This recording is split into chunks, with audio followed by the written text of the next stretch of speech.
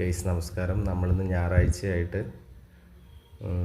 ഏലപ്പീടിയ view പോയിൻറ്റിലാട്ടോ, Kannur ജില്ലയിലെ വയനാട്ടിലേക്കുള്ള യാത്രയിൽ 29-ാം മൈലിൽ നിന്ന് ലെഫ്റ്റ് തിരിഞ്ഞ് നമ്മൾ നേരെ പോയി കഴിഞ്ഞാൽ ഈ ഏലപ്പീടിയ എന്ന് പറഞ്ഞ സ്ഥലത്തെത്തും. അവിടുന്ന് വീണ്ടും ലെഫ്റ്റിലേക്ക് കട്ട് ചെയ്ത് നമുക്ക് ഈ വ്യൂ പോയിൻറ്റിലെത്താം. ഇപ്പോൾ പഞ്ചായത്ത് ഇടവിട്ട് നല്ല മൺ റോഡൊക്കെ വെട്ടിയിട്ടുണ്ട്. നമുക്കിതിൻ്റെ മണ്ടയിൽ വരെ വണ്ടി എത്തും. അതിന് ശേഷം നമുക്കിത് ചുറ്റും ഏത് സമയത്തും കാറ്റാണ് കേട്ടോ, എപ്പോഴും കാറ്റുണ്ടാവും, അഗാധമായ നല്ല കാറ്റ്. ഞാൻ ഉച്ച സമയത്താണ് കേട്ടോ ഇവിടെ എത്തിയത്. നല്ല കാറ്റുണ്ടായിരുന്നു, അതുകൊണ്ട് ആൾക്കാരാരും ഉണ്ടായിരുന്നില്ല. ഉച്ച സമയത്തായ കാരണം നമ്മുടെ കോളയാട് ഭാഗത്തുള്ള 2 ചേട്ടന്മാർ മാത്രമേ ഉണ്ടായിരുന്നുള്ളൂ കേട്ടോ.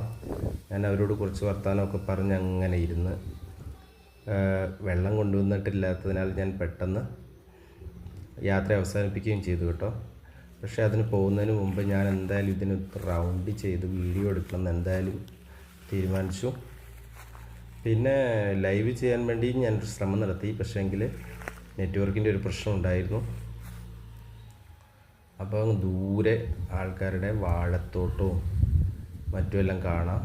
നമ്മുടെ കണ്ണൂർ എയർപോർട്ട് മറ്റുള്ള കാര്യങ്ങളെല്ലാം രാത്രിയിൽ നമുക്ക് കാണാൻ പറ്റും ഇവിടെ നിന്നാൽ കേട്ടോ. വെളിച്ചത്തിൻ്റെ സാന്നിധ്യത്തിലേ കാണാൻ പറ്റുള്ളൂ. വയനാട്ടിലേക്കുള്ള പാത കാണാം, പിന്നെ ദൂരെ മലനിരകൾ കാണാം, താഴെ കാർഷിക മേഖലയിലുള്ള തട്ടുതട്ടായിട്ട് തിരിച്ചേക്കുന്ന കാഴ്ചകൾ കാണാം. അതായത് കണ്ണൂരിൻ്റെ ഒരു സൈഡിലുള്ള ഏകദേശം, അതായത് കേളകം പട്ടണം, കൊട്ടിയൂർ ഭാഗത്തെ ചുങ്കക്കുന്ന്, അപ്പോൾ പൂളക്കുറ്റി, അങ്ങനെ ഒരുപാട് ഏരിയകൾ നമുക്കിവിടെ നിന്ന് കാണാൻ കഴിയും ഗൈസ്. അതിമനോഹരമാണ്, ഫുൾ പച്ചപ്പതാൽ. അവിടെ ചെന്ന് കഴിയുമ്പോൾ നമുക്ക് മനസ്സിൽ ഒരു അഗാധമായ ഫീല് നമുക്ക് വരും. ഇവിടുന്ന് എല്ലാവർക്കും പറ്റുമെങ്കിൽ ഒന്ന് പോയി കാണണം. അത്രയ്ക്ക് മനോഹരമാണ് കേട്ടോ, അത്രയ്ക്ക് മനോഹരമാണ്, സുന്ദരമാണ്, പ്രകൃതി രമണീയമാണ്. അതിൽ കൂടുതൽ എനിക്ക് പറയാൻ വാക്കുകളില്ല. ശരിക്കും ഞാൻ അവിടെ പോയി വീഡിയോ ചെയ്യുന്ന സമയത്ത് എനിക്ക് എന്താണ് എനിക്ക് കിട്ടിയ വികാരം എന്ന് പറഞ്ഞറിയിക്കാൻ പറ്റാത്ത സന്തോഷത്തിലായിരുന്നു എൻ്റെ പിന്നീടുള്ള യാത്ര.